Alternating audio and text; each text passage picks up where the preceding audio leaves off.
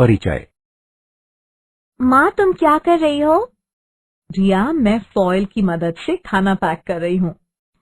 माँ, मैं तुमसे कुछ जानना चाहती हूँ। ये किस प्रकार का फॉयल है?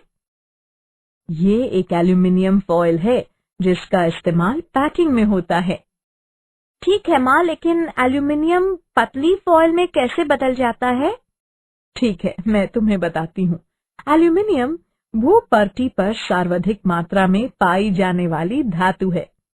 इसका निष्कर्षण प्रकृति में पाए जाने वाले बॉक्साइट अयस्क से किया जाता है। इसके बाद धातु को वांछित आकृतियों में ढाला जाता है। ठीक है माँ, मुझे मेरे प्रश्न का उत्तर मिल गया। मैं इस विषय में कुछ और जानना चाहती हूँ। बच्चों, आज हम तत्वों के निष्कर्षण के सामान्य सिद्धांतों एवं प्रक्रमों की जानकारी प्राप्त करेंगे। उद्देश्य: इस पाठ के अंत में आप निम्न करने में सक्षम हो जाएंगे। मूल पारिभाषिक शब्दावली को परिभाषित करना, धातुओं की उपलब्धता की जानकारी प्राप्त करना, अयस्क संघनन का वर्णन करना, संघनित अयस्क से कच्ची धातु के निष्कर्षण का विश्लेषण करना, धातु कर्म के ऊष्मागतिकी सिद्धांतों को समझना, लोहे, तांबे एवं जिंक के निष्कर्षण का विश्लेषण करना, धातु कर्म के वैद्युत रसायन सिद्धांतों को समझना, सज्जीकरण का वर्णन करना, एल्यूमिनियम, तांबे, जिंक एवं लोहे के अनुप्रयोग को समझना। परिभाषा: अयस्क वो खनिज जिससे धातु का निष्कर्षण सुविधापूर्वक एवं मितव्ययिता से किया जाता है, अयस्क कहलाता है। अपअयस्क गैंग खनिजों में मौजूद मिट्टी एवं अवांछित पदार्थों को अपअयस्क यानी गैंग कहते हैं।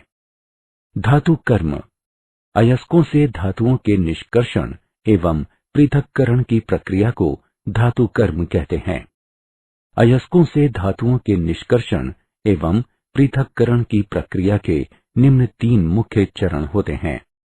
अयस्क का सांद्रण, सांद्रित अयस्क से धातु का पृथक्करण एवं धातु का शुद्धिकरण। धातुओं की उपलब्धता: भूपर्पटी पर सर्वाधिक मात्रा में पाया जाने वाला तत्व ऑक्सीजन है। भूपर्पटी पर दूसरा सर्वाधिक मात्रा में पाया जाने वाला तत्व सिलिकॉन है। धातुओं में एल्यूमिनियम भूपर्पटी पर सर्वाधिक मात्रा में पाया जाता है। ये भूपर्पटी पर तीसरा सबसे ज्यादा पाया जाने वाला तत्व है। ये अभ्रक तथा मृत्तिका सहित अनेक आग्नेय खनिजों का प्रमुख घटक है। बहुत से रत्न प्रस्तर Al2O3 के अशुद्ध रूप हैं तथा ये अशुद्धियां क्रोमियम से तांबे तक होती हैं। धातुओं में लोहा भूपर्पटी पर दूसरी सबसे ज्यादा पाई जाने वाली धातु है। ये भूपर्पटी पर सर्वाधिक मात्रा में पाए जाने वाले तत्वों में इसका स्थान चौथा है। ये तत्व एवं यौगिक दोनों ही रूपों में बहुत महत्वपूर्ण है। ये हीमोग्लोबिन में पाया जाता है जो ऑक्सीजन के वाहक के रूप में कार्य करता है। अयस्कों का सांद्रण अयस्कों से अवांछित पदार्थों के पृथक्करण की प्रक्रिया को अयस्कों का सांद्रण कहते हैं। अयस्क सांद्रण की कुछ महत्वपूर्ण विधियां इस प्रकार हैं। द्रव्य धावन ये विधि अयस्क तथा अपअयस्क कणों के आपेक्षिक घनत्वों के अंतर पर निर्भर करती है। इस प्रक्रिया में चूर्णित अयस्क को जल की तेज दाब वाली धारा से धोया जाता है, जिससे अपअयस्क के हल्के कण धुल जाते हैं और भारी अयस्क बचे रह जाते हैं। निक्षालन इस विधि में अयस्क का एक उपयुक्त अभिकारक से शोधन कराया जाता है और जिसमें अयस्क तो घुल जाते हैं किंतु अविलय होने के कारण अपअयस्क बचे रह जाते हैं। बॉक्साइट के निक्षालन से एल्यूमिना प्राप्त किया जाता है। इस प्रक्रिया में बॉक्साइट अयस्क का कास्टिक सोडे से शोधन किया जाता है। Al2O3 सांद्रित विलय में घुल जाता है और अपअयस्क बचे रह जाते हैं। विलयन में कार्बन डाइऑक्साइड गैस प्रवाहित कर एल्यूमिनेट को उदासीन कर लिया जाता है एवं जल योजित Al2O3 अवक्षेपित हो जाता है। जल योजित एल्यूमिना AlOH3 को छानकर, सुखाकर तथा 1470 केल्विन तापमान तक गर्म करके पुनः शुद्ध एल्यूमिना प्राप्त कर लिया जाता है। चुंबकीय पृथक्करण। चुंबकीय पृथक्करण विधि अयस्क के दो घटकों में चुंबकीय गुणों की भिन्नता पर आधारित होती है। चूर्णित अयस्क को एक घूमते हुए पट्टे पर डाला जाता है जो चुंबकीय रोलर पर लगा होता है। अचुंबकीय कण पट्टे पर से दूर छिटक जाते हैं, जबकि चुंबकीय कण चुंबकीय क्षेत्र से आकृष्ट होकर एक अलग अंबार बनाते हैं।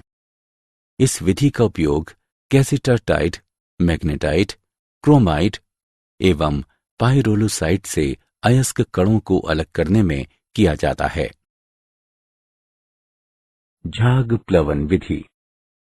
इस विधि का उपयोग मुख्यतः सल्फाइड अयस्कों के सांद्रण में किया जाता है। इस प्रक्रिया में निहित नियम ये है कि सल्फाइड अयस्क कण चीड़ के तेल से तथा मैल के कण पानी से भिगोए जाते हैं। इस विधि में चूर्णित अयस्क का पानी मिलाकर घोल बना लिया जाता है। फिर इसमें चीड़ का तेल, वसा अम्ल एवं जैंथेट जैसे संग्राही तत्व मिला दिए जाते हैं। झाग को स्थिर करने वाले क्रिसॉल, एनिलीन जैसे घटक उसे स्थिर कर देते हैं। अयस्क कण तेल से तथा मैल के कण पानी से भीग जाते हैं। एक घूमता पैडल मिश्रण को हिलाता है तथा इसमें स्थित वायु को खींच लेता है। परिणाम स्वरूप झाग बनता है जिसमें अयस्क के कण एकत्रित हो जाते हैं।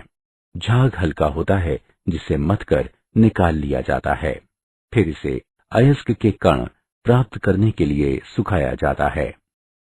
सांद्रित अयस्क से कच्ची धातु का निष्कर्षण। सांद्रित अयस्कों को अपचयन के लिए उपयुक्त प्रारूपों में परिवर्तित करना आवश्यक है। ऑक्साइड का अपचयन आसानी से हो जाता है। इस तरह सांद्रित अयस्क से धातुओं का पृथक्करण दो मुख्य चरणों में होता है: ऑक्साइड में परिवर्तन तथा ऑक्साइड का धातु में अपचयन। ऑक्साइड में परिवर्तन। सल्फाइड एवं कार्बोनेट अयस्क की तुलना में ऑक्साइड आसानी से अपचयित होते हैं। ऐसा दो विधियों से किया जाता है: निष्पापन एवं भर्जन। निष्पापन। इस प्रक्रिया में वाष्पशील पदार्थों के निष्कासन के लिए अयस्क को गर्म किया जाता है। परिणाम स्वरूप धातु ऑक्साइड शेष रह जाता है। भर्जन। इस प्रक्रिया में अयस्क को वायु की नियमित आपूर्ति के साथ धातु के गलनांक से नीचे के तापमान पर गर्म किया जाता है। सल्फाइड अयस्क को भर्जन द्वारा ऑक्साइड में परिवर्तित किया जाता है। ऑक्साइड का धातु में अपचयन। धातु ऑक्साइड को धातु में बदलने की प्रक्रिया को अपचयन कहते हैं। इस प्रक्रिया में धातु की अभिक्रियाशीलता के आधार पर एक उपयुक्त अपचायक की आवश्यकता होती है। उदाहरण के लिए कार्बन, कार्बन मोनोऑक्साइड, एल्यूमीनियम एवं मैग्नीशियम। कच्ची धातुओं के निष्कर्षण के उदाहरण। आइए कच्ची धातुओं के निष्कर्षण का एक उदाहरण लें। निम्न में से प्रत्येक में धातुओं के निष्कर्षण सिद्धांत का वर्णन करें। SnO2 से Sn, ZnO से Zn, Cr2O3 से Cr। आइए उत्तर देखें। 1. SnO2 से Sn का निष्कर्षण कार्बन को अपचायक के रूप में प्रयोग कर किया जाता है। Sn एक कम क्रियाशील धातु है। 2. ZnO से Zn का निष्कर्षण कार्बन मोनोऑक्साइड को 1600 केल्विन तापमान पर अपचायक के रूप में प्रयोग कर किया जाता है। 3. Cr2O3 से Cr का निष्कर्षण एल्यूमिनोथिमिक प्रक्रिया द्वारा किया जाता है। धातु कर्म के ऊष्मागतिकीय सिद्धांत।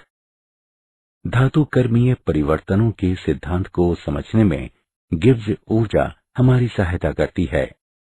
किसी प्रक्रम के लिए किसी विशिष्ट तापक्रम पर गिब्स ऊर्जा में परिवर्तन डेल्टा जी का वर्णन निम्न समीकरण की सहायता से किया जाता है। डेल्टा जी बराबर डेल्टा एच घटा टी डेल्टा एस, जहां डेल्टा एच एंथैल्पी में परिवर्तन है तथा डेल्टा एस एंट्रोपी में परिवर्तन है। जब डेल्टा जी का मान ऋणात्मक होगा तभी अभिक्रिया आगे बढ़ेगी। यदि किसी निकाय में दो अभिक्रियाओं के अभिकारकों तथा उत्पादों को एक साथ रखा जाए और दोनों संभव अभिक्रियाओं का परिणामी डेल्टा जी ऋणात्मक हो तो समग्र अभिक्रिया संपन्न होगी। एलिंघम आरेख। तापमान के साथ मुक्त ऊर्जा में परिवर्तनों का आरेख एलिंघम आरेख कहलाता है। यह आरेख धातुओं के अयस्कों से उनके निष्कर्षण को समझने एवं पूर्वानुमान लगाने में सहायक होते हैं।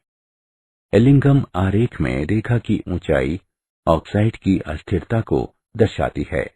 रेखा जितनी अधिक ऊंची होगी डेल्टा जी का मान उतना ही धनात्मक होगा और ऑक्साइड का बनना उतना ही कम संभव होगा। जिन धातुओं के लिए ऑक्साइड बनाने वाली मुक्त ऊर्जा अधिक ऋणात्मक होती है वे उन धातुओं का अपचयन आसानी से कर सकती हैं जिनके लिए ऑक्साइड बनाने वाली मुक्त ऊर्जा अपेक्षाकृत कम ऋणात्मक होती है। आयरन का निष्कर्षण लौह निष्कर्षण। धातुओं में भूपर्पटीक पर दूसरे स्थान पर सर्वाधिक मात्रा में पाई जाने वाली धातु लोहा है।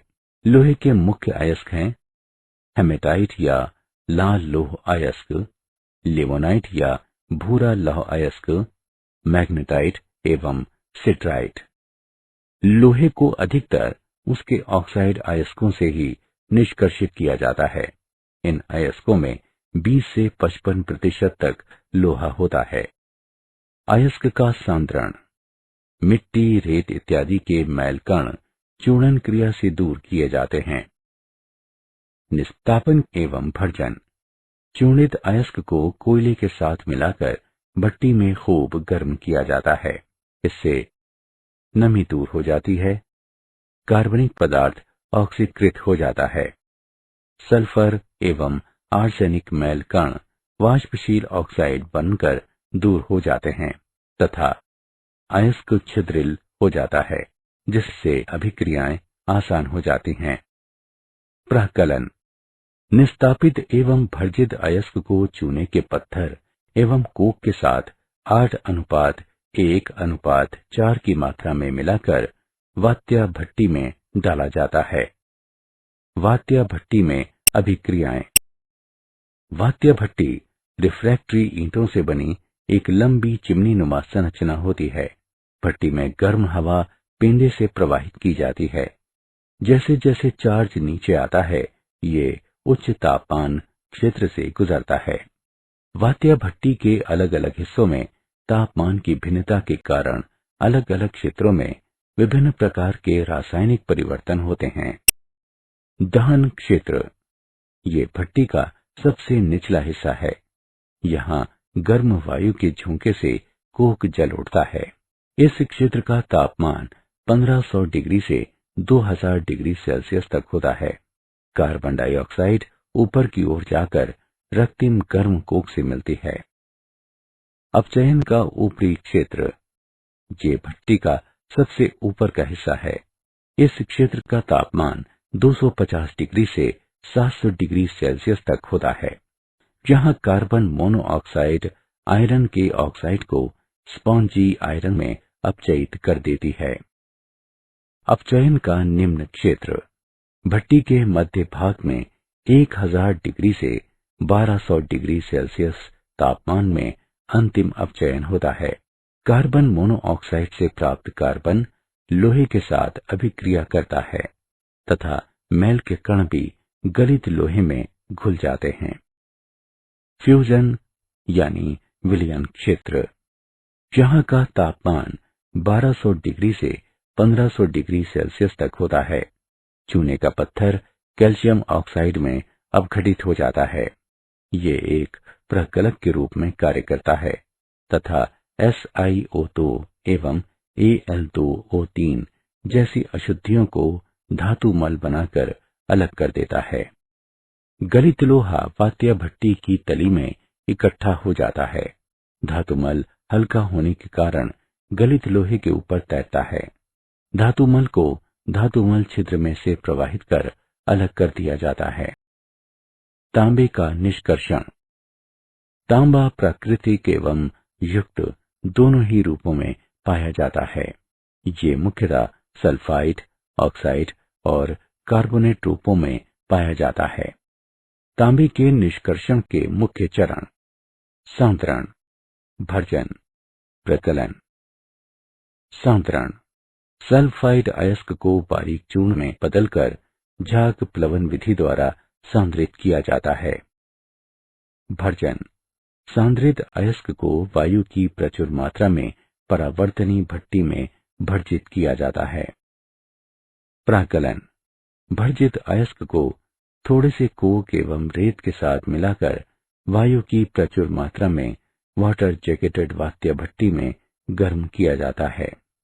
बचा हुआ अधिकतर आयरन सल्फाइड भी ऑक्साइड में परिवर्तित हो जाता है।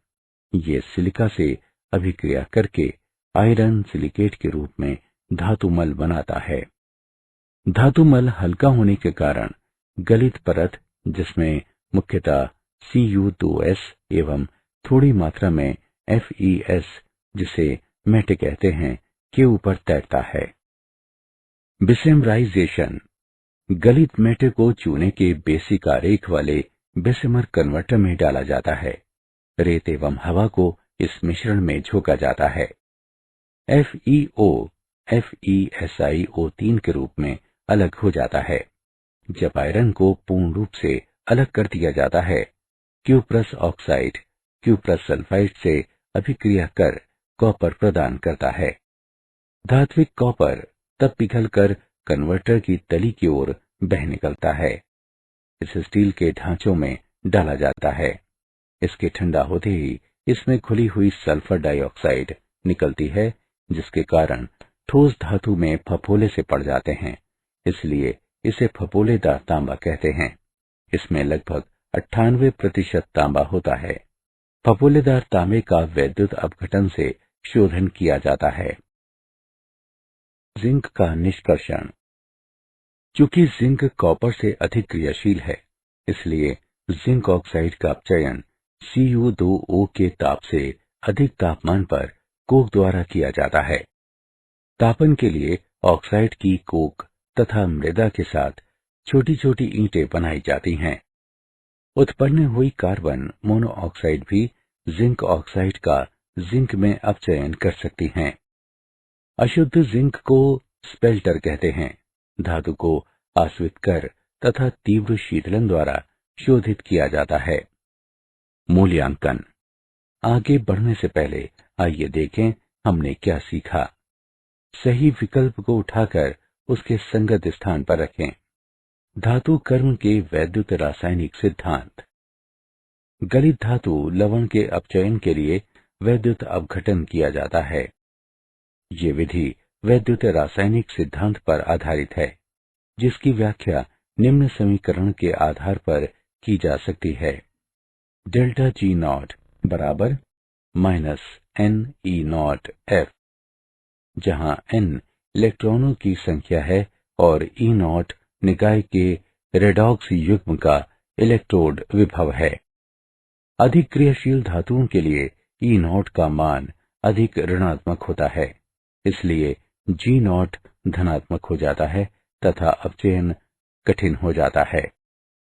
यदि रेडॉक्स युग्म के E0 का मान धनात्मक हो तो G0 ऋणात्मक हो जाएगा और कम क्रियाशील धातु को उसके लवण से अधिक क्रियाशील धातु से प्राप्त किया जा सकेगा।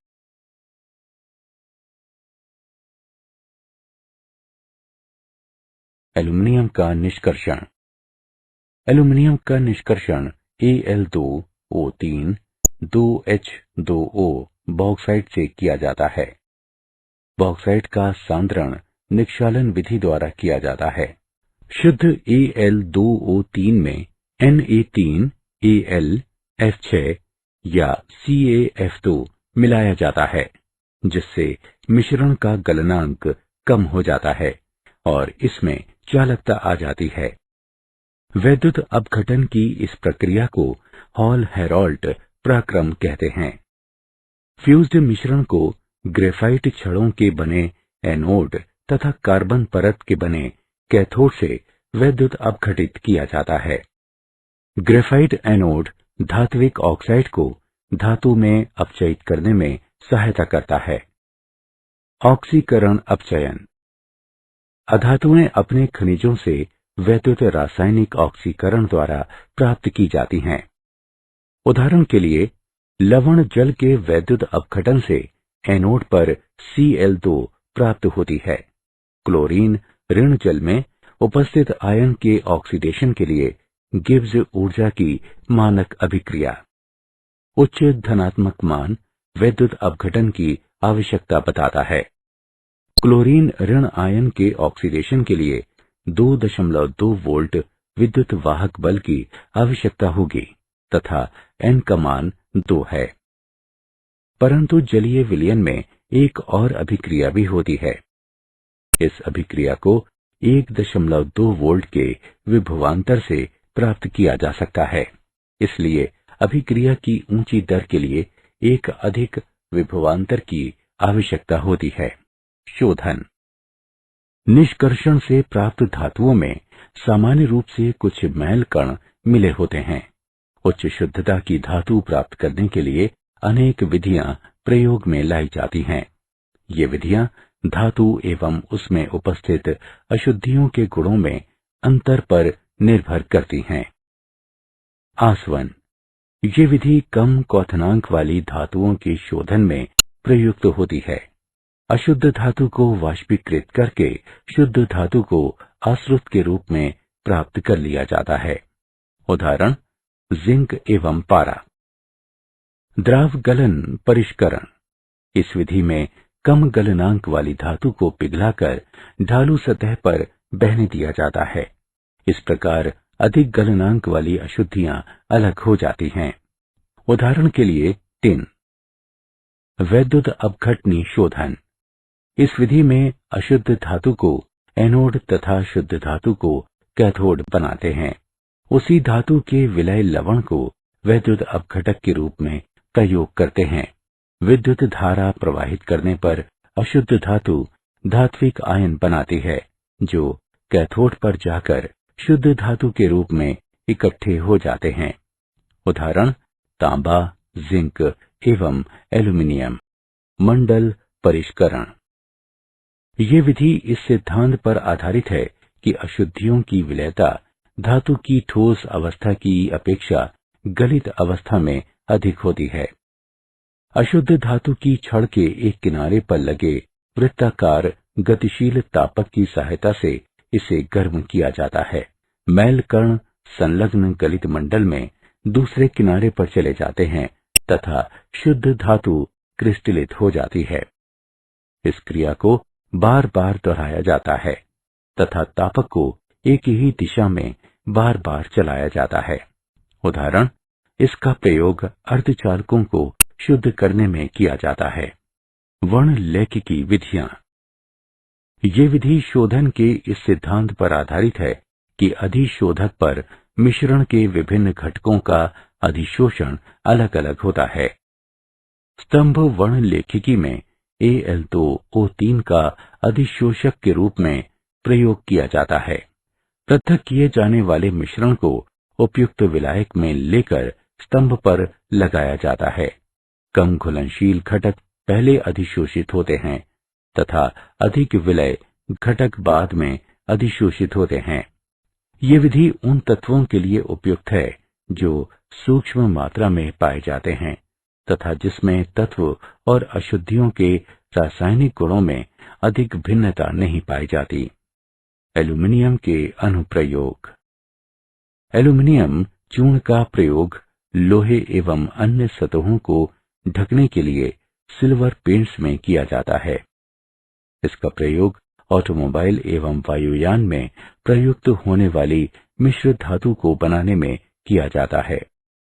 इसका प्रयोग सिगरेट एवं कन्फेक्शनरी के आवरण पत्रा के लिए पतली पन्नी बनाने में किया जाता है। इसका प्रयोग विद्युत ट्रांसमिशन केबल बनाने में किया जाता है। इसका प्रयोग बर्तन, ट्रे, फ्रेम एवं अन्य सजावट के सामान बनाने में किया जाता है। हल्की सुचालक एवं जंग प्रतिरोधी होने के कारण इसका प्रयोग मिश्र धातु बनाने में किया जाता है। उदाहरण के लिए मैग्नीशियम, डुरालुमिन एवं एल्यूमिनियम ब्रॉन्ज। तांबे के अनुप्रयोग। इसका प्रयोग कॉपर प्लेटिंग एवं इलेक्ट्रोटाइपिंग में किया जाता है। इसका प्रयोग विद्युत यंत्र, विद्युत केबल एवं तार बनाने में किया जाता है। इसका प्रयोग वैक्यूम पंप, बर्तन एवं कैलोरीमीटर बनाने में किया जाता है। इसके बहुत से यौगिकों का प्रयोग कीटनाशक, पीड़कनाशक एवं पिगमेंट्स बनाने में किया जाता है। इसका प्रयोग बहुत सी मिश्र धातुएं बनाने में किया जाता है। उदाहरण के लिए पीतल, जर्मन सिल्वर एवं गन मेटल इत्यादि। जिंक के अनुप्रयोग। इसका प्रयोग शुष्क सेलों में कैथोड कंटेनर के रूप में किया जाता है। इसका प्रयोग अपचायक एजेंट के रूप में किया जाता है। इसका प्रयोग आयरन एवं स्टील के गैल्वेनाइजेशन में किया जाता है। इसका प्रयोग सोने एवं चांदी के साइनाइड प्रक्रिया द्वारा निष्कर्षण में किया जाता है। इसका प्रयोग बहुत सी मिश्र धातुएं बनाने में किया जाता है। उदाहरण के लिए पीतल, जर्मन सिल्वर इत्यादि।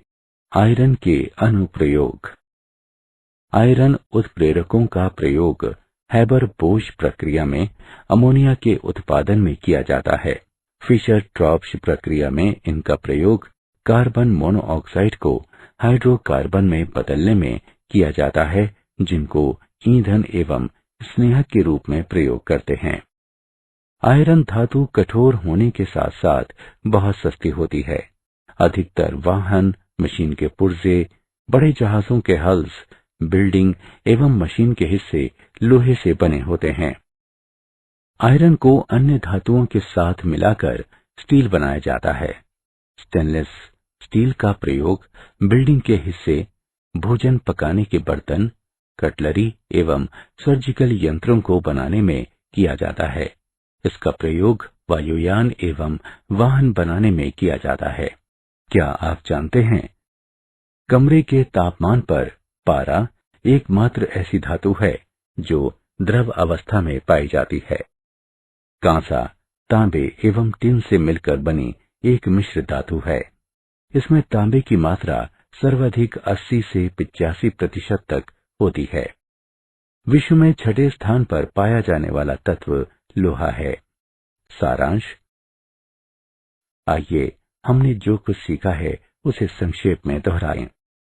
वो खनिज जिससे धातु का निष्कर्षण सरलता एवं आर्थिक सुगमता से होता है, अयस्क कहलाता है। अयस्कों से अवांछित पदार्थों के पृथक्करण की प्रक्रिया को अयस्कों का सांद्रण कहते हैं। झाग प्लवन विधि का प्रयोग मुख्यतया सल्फाइड अयस्कों के सांद्रण में होता है। तापमान के साथ मुक्त ऊर्जा में परिवर्तनों का आरेख एलिंघम आरेख कहलाता है। गलित धातु लवण के अपचयन के लिए वैद्युत अपघटन किया जाता है। ये विधि वैद्युत रासायनिक सिद्धांत पर आधारित है। उच्च शुद्धता की धातु प्राप्त करने के लिए अनेक विधियां प्रयोग में लाई जाती हैं। ये विधियां धातु एवं उसमें उपस्थित अशुद्धियों के गुणों में अंतर पर निर्भर करती हैं। इन विधियों को शोधन कहते हैं। मंडल परिष्करण विधि इस सिद्धांत पर आधारित है कि अशुद्धियों की विलयता धातु की ठोस अवस्था की अपेक्षा गलित अवस्था में अधिक होती है।